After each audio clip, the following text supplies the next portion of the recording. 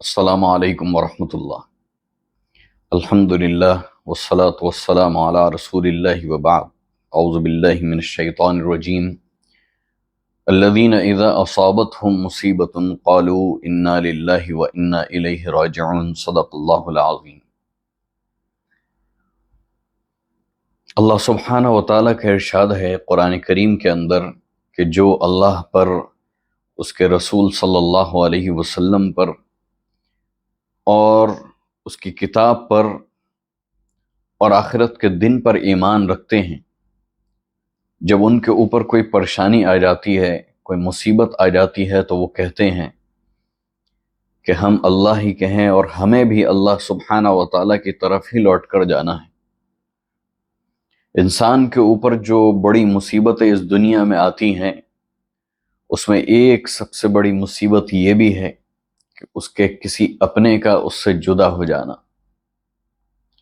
والدین میں سے کسی کا چلا جانا، یا اولاد میں سے یا بھائی بہن میں سے کسی کا چلا جانا، یا کسی سگے رشتہ دار کا اس سے جدا ہو جانا، یا کسی خیر خواہ کا چلا جانا۔ یہ انسان کے اوپر آنے والی بڑی مصیبتوں میں سے ایک مصیبت ہے، اور یہ اللہ کی سنت ہے۔ الذی خلق الموت والحیات لیبلوکم ایکم احسن عملا۔ اللہ نے موت اور زندگی کو بنایا اس لیے تاکہ لوگوں کو دیکھیں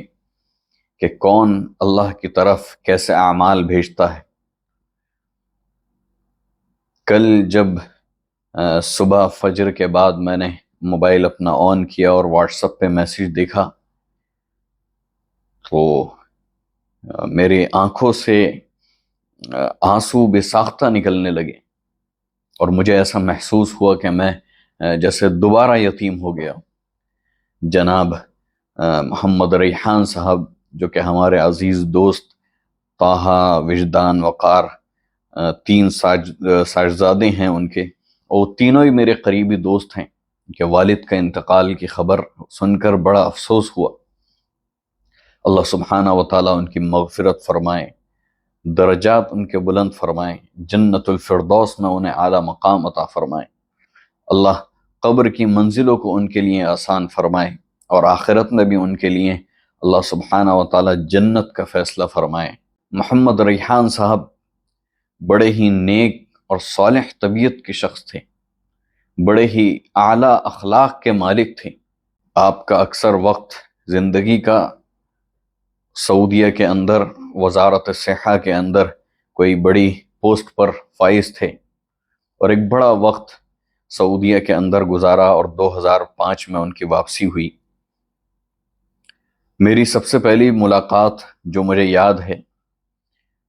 وہ 2011 یا 12 میں مراد آباد کی جامع مسجد میں جب وہ پہلی بار اعتکاف میں بیٹھے تھے، یعنی میرے سامنے وہ پہلی بار بیٹھے تھے، اس سے پہلے میرا تعلق نہیں تھا ان سے، ان کے بیٹوں سے۔ تب میری پہلی ان سے ملاقات ہوئی، اور بڑی طویل ملاقات اور بڑی خوشگوار ملاقات ہوئی، اور اس کے اندر انہوں نے اپنی زندگی کے بڑے تجربات مجھے سنائے، کچھ اپنی آپ بیتیاں سنائیں، اور کچھ نصیحتیں بھی کی۔ خاص طور پر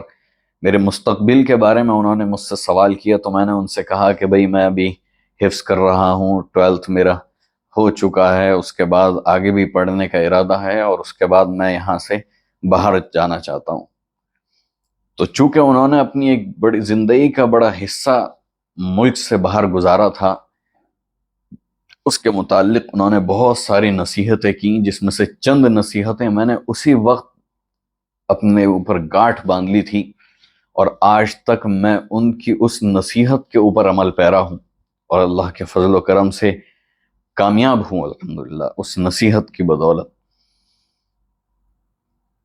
جب بھی ملاقات ہوتی تھی تو ایسا لگتا تھا کہ جیسے بہت ہی قریبی تعلق ہے، اور کوئی پرانی اور بہت قریبی سگی رشتہ داری ہے۔ اس طریقے سے ملنا، اور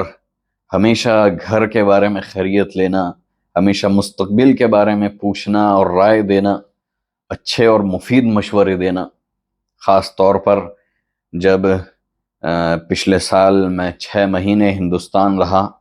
اور کچھ میرا کام تھا دہلی کے اندر جو کام نہیں ہو پا رہا تھا، وہ بھی ہمارے کسی ایسے شخص جس کو ہم اپنا سمجھتے تھے اس نے ہمارے اس کام کو اٹکا دیا۔ تقریباً 1 مہینے کے اندر وہ کام مکمل ہونا تھا، لیکن اس شخص نے اس کو اٹکایا اور 4 مہینے تک میں دہلی کے اندر پریشان رہا۔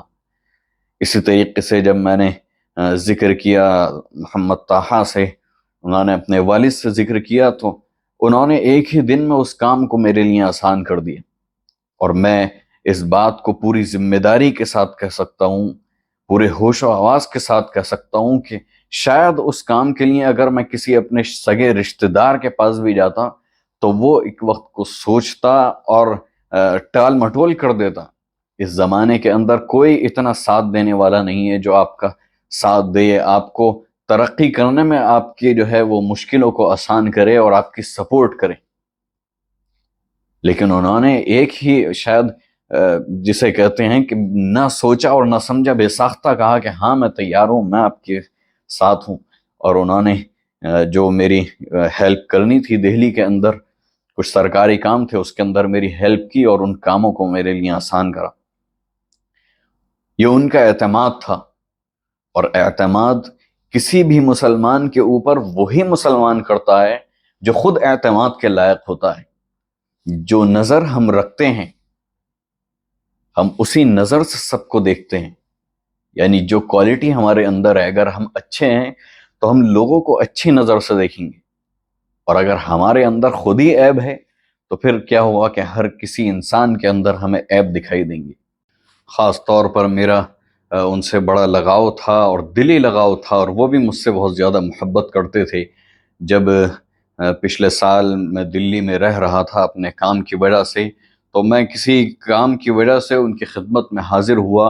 تو اس وقت وہ ظہر کی نماز کے لیے گھر سے نکل رہے تھے۔ بہرحال انہوں نے میرا سامان لیا اور گھر کے اندر رکھا، اور ہم دونوں ظہر کی نماز کے لیے مسجد کی طرف جب چلے تو ان کے چلنے کا اسٹائل دیکھ کر مجھے اپنے والد صاحب کی یاد آ گئی۔ بالکل اسی اسٹائل سے وہ چل رہے تھے، اور پھر جو انہوں نے مجھ سے راستے میں ایک سوال پوچھا، کافی بات چیت ہوئی اسی راستے میں، اس میں ایک سوال پوچھا جسے دیکھ کر میری آنکھوں میں آنسو آ گئے اور میری آنکھیں نم ہوئیں۔ وہ سوال یہ تھا کہ بھائی تم ابھی جب مراد آباد واپس جاؤ گے تو تمہارے پاس پیسے ہیں یا نہیں، اور تم یہاں پر جہاں پہ بھی رہ رہے ہو وہاں پہ خرچے کے پیسے ہیں یا نہیں، کوئی پریشانی تو نہیں، مجھے بتاؤ۔ وہ چیز سن کے اور وہ بات سن کر مجھے اپنے والد صاحب کی یاد آ گئی کہ جب بھی وہ مجھے فون کرتے تھے لکھنؤ میں میرے والد صاحب، تو مجھے فون پر سب سے پہلا ان کا سوال یہ ہوتا تھا کہ تمہاری تعلیم کیسے چل رہی ہے، اور دوسرا ان کا سوال ہوتا تھا کہ تمہارے پاس پیسے ہیں یا نہیں۔ یا پھر میں مراد آباد جب اپنی چھٹیوں میں آیا ہوا ہوتا تھا تو مجھ سے چلتے وقت پوچھتے تھے کہ بھئی سفر کے لیے تمہارے پاس پیسے ہیں یا نہیں۔ حالانکہ میرے پاس پیسے ہوتے تھے الحمدللہ، اللہ کا فضل و کرم ہے۔ تو یہ کچھ چیزیں تھیں، کیونکہ وہ سعودیہ میں انہوں نے ایک کافی طویل عرصہ گزارا، اور ہمارے والد صاحب رحمۃ اللہ علیہ نے بھی گزارا۔ تو جو لوگ وہاں پر رہتے ہیں اور جن لوگوں کا عربیوں سے قریبی تعلق ہوتا ہے تو پھر ان کے لہجہ بھی بدل جاتا ہے، اور ان کا لہجہ وہ عربی لہجہ ہو جاتا ہے، وہ مزاج بھی ان کا اسی قسم کا ہو جاتا ہے۔ تو اکثر جب میں ان سے ملتا تھا اور ان سے بات چیت کرتا تھا تو مجھے اپنے والد صاحب کی یاد تازہ ہو جایا کرتی تھی۔ دوسری چیز، جب ہم کسی کے بارے میں بتاتے ہیں یا کسی کے بارے میں ہم بات کرتے ہیں تو اس شخصیت کے کارناموں کا ذکر ہوتا ہے، اور اگر جناب محمد ریحان صاحب کے کارناموں کا ذکر کیا جائے تو سب سے بڑا جو میں سمجھتا ہوں ان کا کارنامہ وہ ہے اولاد کی تربیت۔ جو انہوں نے اپنی 4 اولاد کی تربیت کی، ان کے 3 بیٹوں سے جب آپ ملیے تو آپ کو ایسا لگے گا کہ بہت ہی پرانے تعلقات ہوں تینوں سے، اور تینوں لڑکے خوش مزاج ہیں، با اخلاق ہیں، ایماندار ہیں، با اعتماد ہیں، اور دین سے جڑے ہوئے ہیں۔ یہ اللہ کا فضل و کرم ہے۔ ایک والدین کا اپنی اولاد کے لیے جو سب سے بڑا تحفہ ہو سکتا ہے وہ یہ ہے کہ وہ ان کی اچھی تربیت کرے، انہیں جس لائن میں بھی انہیں لگائے اور جس نہج پر بھی انہیں لے کر چلیں، لیکن اس کا تعلق اللہ سے ضرور جوڑ کر رکھے۔ اور یہ خاص طور پر ان کے بچوں کے اندر دیکھنے کو ملتی ہے۔ میرا تو تینوں سے قریبی تعلق ہے، تینوں بہت ہی نیک اور شریف لڑکے ہیں، اور اس کے ساتھ ساتھ کسی دنیاوی اس زمانے کے اندر، سوشل میڈیا کے زمانے میں، اور جہاں دسیوں خرابیوں کے مواقع ہیں، تینوں خرابیوں سے اور جو برے کام ہیں اور بری حرکتیں ہیں اور بری عادتیں ہیں اس دور کی، ان سب سے کوسوں دور ہیں تینوں۔ یہ اللہ کا فضل و کرم ہے۔ اور انسان کا کسی اولاد کو پیدا کر دینا کافی نہیں ہے، بلکہ اس اولاد کو انسان بنانا، اس اولاد کو مسلمان بنانا، اس اولاد کو مومن بنانا، یہ سب سے بڑا کمال ہے۔ اور اس میں اللہ کا فضل و کرم ہے کہ ان کی اہلیہ نے بھی ان کا ساتھ دیا، اور وہ دونوں اس چیز کے اندر کامیاب ہوئے۔ وہ باہر رہتے تھے اور بچے یہاں ہندوستان میں رہتے تھے۔ جب باپ سر پر نہیں ہوتا تو اولاد کے بگڑنے کے زیادہ سے زیادہ چانسز ہوتے ہیں، لیکن یہ ان کی حلال کمائی کا اثر تھا، یہ ان کی نیک نیتی کا اثر تھا، یہ ان کی ایمانداری کا اثر تھا کہ اللہ سبحانہ و تعالیٰ نے